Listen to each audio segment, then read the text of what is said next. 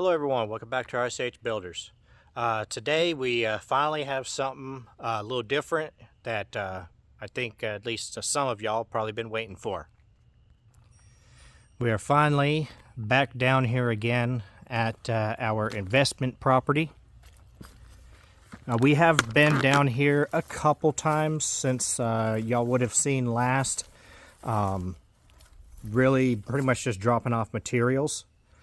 So I dropped off leftover from the large two-story addition. If y'all watched that, this is a bag of sand that I dumped here to be able to use when I start doing the brick underneath the house for the piers. So I just dumped it here. I didn't have a skid steer down here, so I basically just backed up with the dump trailer and tipped it and then kind of jerked the trailer a little bit so it would fall out. But it's no big deal. The top of it did open, so I can still get to it from there. We came down here, me and my wife came down here just to look after Hurricane Helene came through to make sure it was still standing, and the house is definitely still standing. There's only a few things. We've got shingles that were blown off. I mean, they weren't in great shape anyway, so that's one thing that Tyler's probably going to do today. I probably won't do it on camera at all, but he's just going to go around and pick that all up so that I can maybe next time I come down mow the lawn. Again, probably I'm not going to show that. I think I've shown plenty of the landscaping, and at least now you can see the vines are still not grown back up on the fence and everything, so it should be just a pretty quick just to go through and mow it. At least all the hard part is done. The fence line still looks really good and everything. But yeah, as far as around here, pretty much it just needs all these shingles that got blown off during the hurricane need to be picked up. The roof already was messed up. One other thing I noticed that it did do is it pulled the from the power pole. The electricity was ripped from the house where it would have been anchored to the house. You can actually see right there where the paint is. So it was anchored right around here, and it got pulled away and across there. I'm actually surprised that Duke Energy did not disconnect that. Or whoever it is who run the electricity out here. I'm not entirely sure who yet, because I haven't even tried to get that turned on at all. Probably still be a little while before that. But as far as what the hurricane did do as well is it pushed this big tree over onto this one, which caused it to pull the wire from that house next door as well. And so you can see how that line it's just laying on it.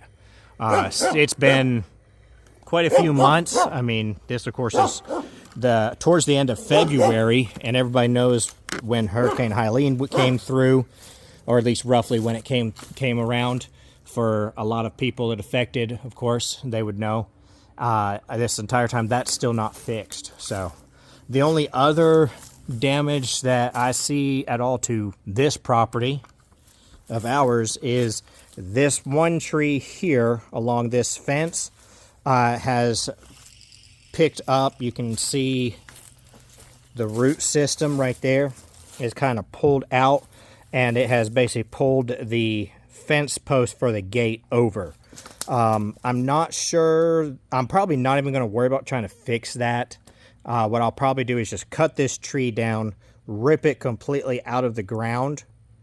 Especially since it's already halfway there, I can probably hook my truck to it and pull it to rip up these other ones, maybe cut them, and then just pull the whole thing over. Quite possibly after I cut a little bit off the top, so it's not going to hit anything. And then I'll probably just rip this entire fence back to here. That fence over there is technically the neighbor's fence anyway. It's not the fence on this property, and there's no fence or gate on the other side, so it's not enclosing this backyard anyway. I may end up putting something back up later before I sell the property, and I may not. I might just leave it for whoever owns the property to do if they want a fence on their backyard. personally, I'd rather do a privacy fence if I was going to do something, but I'm really not think I'm going to put all that money in all the way up through there. The neighbors have gotten themselves a little piggy. I got to get this on camera for my wife. He was up snorting around there a little bit earlier, but he's laying down now, enjoying the sun, baking in the sun. Another thing that I had done, again, leftover material from another job. We've got, so the large two-story addition again. We got leftover brick. I did purchase these. These are floor jacks that can be used. These are actually approved to be used as your foundation supports. So you could technically use these as long as you anchor it at the top and the bottom, and you weld the plate to the fixture. And then you're also supposed to weld the nut once you get it jacked in the right place. You're supposed to weld that so it can't turn. In that case, these are supposed to be able to be used as your full support. However, I bought just enough of them, hopefully, maybe I'll have to get another one here and there, to what I'm planning on doing is using them to jack it up level. Then I'm going to build up to it with brick, and then shim it with actual wood, like, you know, basically the way we shimmed everything over there, but it'll be a little bit different as far as the way it would be underneath the drop beams than the other. You can see how this thing sagged right here. There is, of course, you've seen where I did all the pouring for the new piers, and like I say, I got all this extra brick. We had about 2 cubes left over from that job, and I was thinking of having it sent back because I can use cinder block down here for this and then some brick. But they were basically going to charge me almost $500 to take it back. So that was almost a little more than an entire pallet. So I just was like, well, I just brought the 2 pallets down here. We'll use it for the piers. So it's paid for from that job. And I'll also use it to patch this where this window used to be in the crawl space. But I basically got them all placed roughly how many I'll need. I may need some more. We'll see. But used this. This is a... you can set it to different lengths depending on how much you can carry. I set it at the maximum. This is basically just, it works by compression. It compresses down, and then you can pick up in at the highest. That's an entire row on a pallet, which is 3, 6, 9. That's 11 brick. And so I have 2 of them. The other one's sitting up there right now. You could barely see it. It's on the farthest one over there. But so I was carrying 22 down here at a time. Just made it quicker, and I could balance myself that way. Another thing that we've brought, this was actually free material. This was, it is 3/4. I think y'all saw when I brought these windows. These came from the large 4-season room edition that we did, and they were taken out from where the breakfast nook used to be. So I believe, I got where we brought that all down. Extra sashes. There's I'm probably going to try to clean them up and use those for windows here. It'll give a lot more. It'll still be well more insulated than what the existing single pane windows, and it will allow a lot more lighting in here. So basically, like, we got a single there and might have a double window that is taller as well than that. So a lot more light in here. Anyways, again, so this was free. This is 3/4 PEX. It's white, which usually most times when I use the PEX, I will buy the red and the blue, and I will buy it in 100-foot. This is 20-foot sticks. I generally like the 100-foot because then I don't have to worry about couplings or anything like that, or wasting as like a 1-foot piece. If you just waste 1 foot on every 20-foot stick, and you use, let's see, we've got here 3, 6, 9. We've got 9 pieces here, so that'd be a whole 9 feet that would get wasted. But when it's in a 100-foot roll, you have that 9 foot is all solid. So With this though, this was free from the Home Depot that is over near where my father lives, the one that he usually stops by. Somebody returned it there. It didn't come from their store precisely. They didn't really have a spot to put it, and nobody wanted to buy it, probably for the same reason that I just said, rather buy a 100-foot roll. But when it's free, I mean, of course I'll use it. They basically told him because he goes in there every single morning, and they know him. They just told him, do you want it? Because you can either take it or we're just throwing it in the dumpster. So, free material there. Anything that we can use to save money, of course.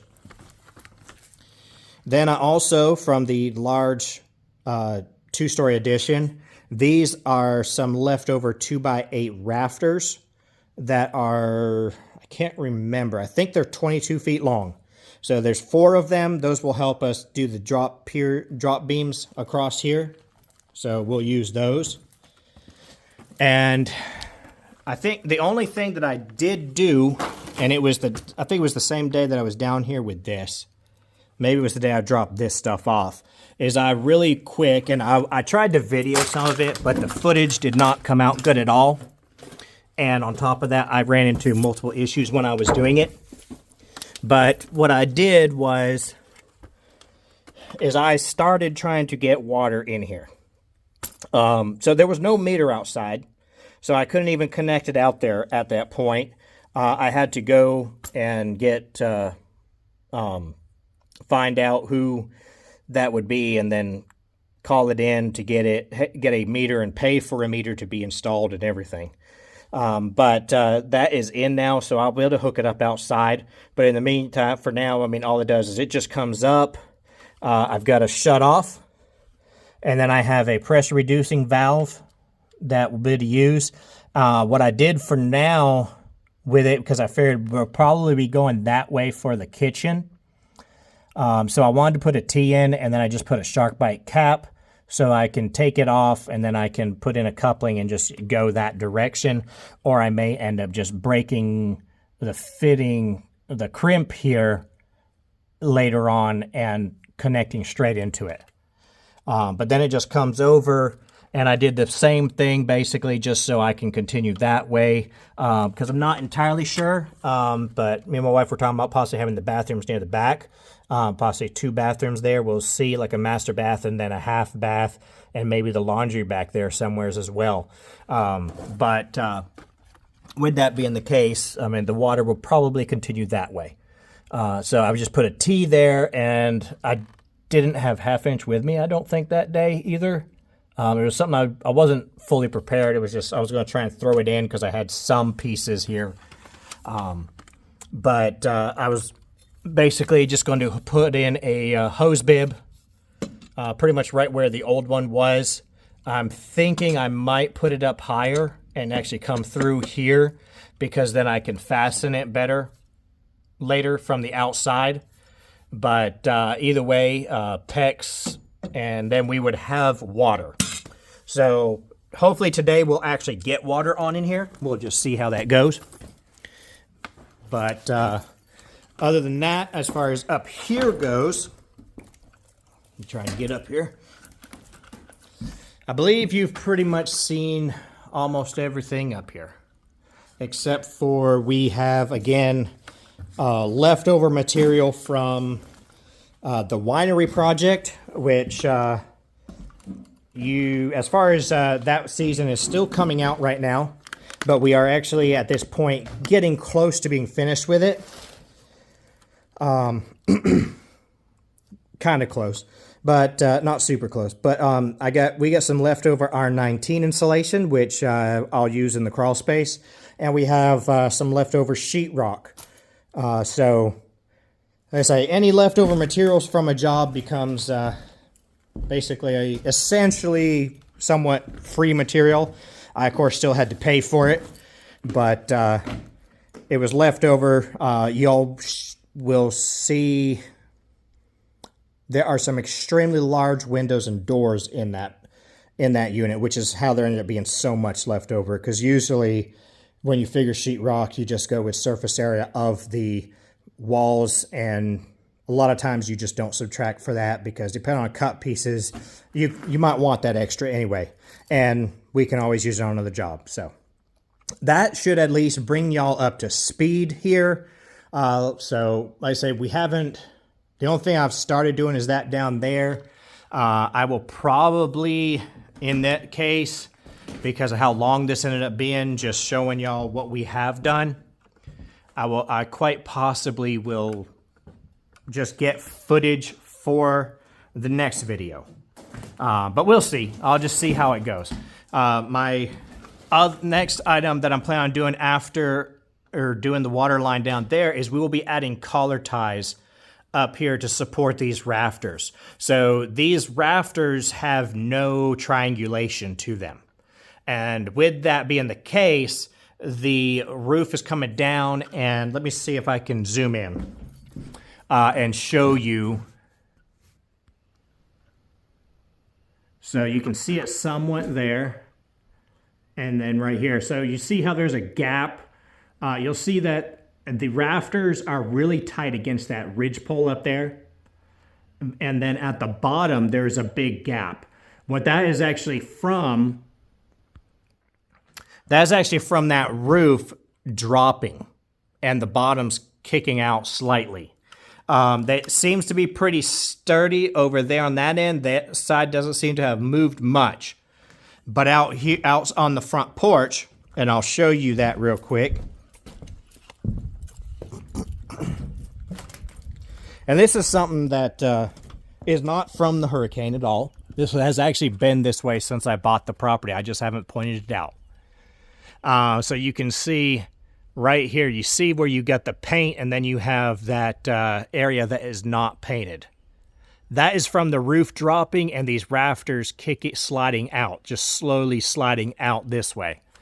So putting the collar ties in will help hold them together up top, and then we can jack the ridge pole up, and when we jack it up, it will pull the bottom in. So we'll basically have there'll be the collar tie there, and then we will put a jack basically right underneath the rafters, and we'll jack up until that opening closes. And that should pull that in at the same time. At least closely. We may have to, after we do that, we might have to adjust the beam that's out here slightly. We'll just see. So that's going to be the next thing we start working on. Hope y'all will stay tuned to see that in the next video. We're going to get started with that soon here in the next few minutes, but I'm going to put it in another video. So as far as for today goes, hope you've enjoyed watching, and hopefully I will be able to start again doing maybe a video a week for here, or every other week, because I know people do seem to like this series. My other series, they seem to average a couple hundred views per episode, but this series seems to average a couple thousand per episode, and that is in just a week's time as it comes out. Then they of course get other views, but hope y'all enjoyed watching. Like, subscribe, and we'll see you the next time.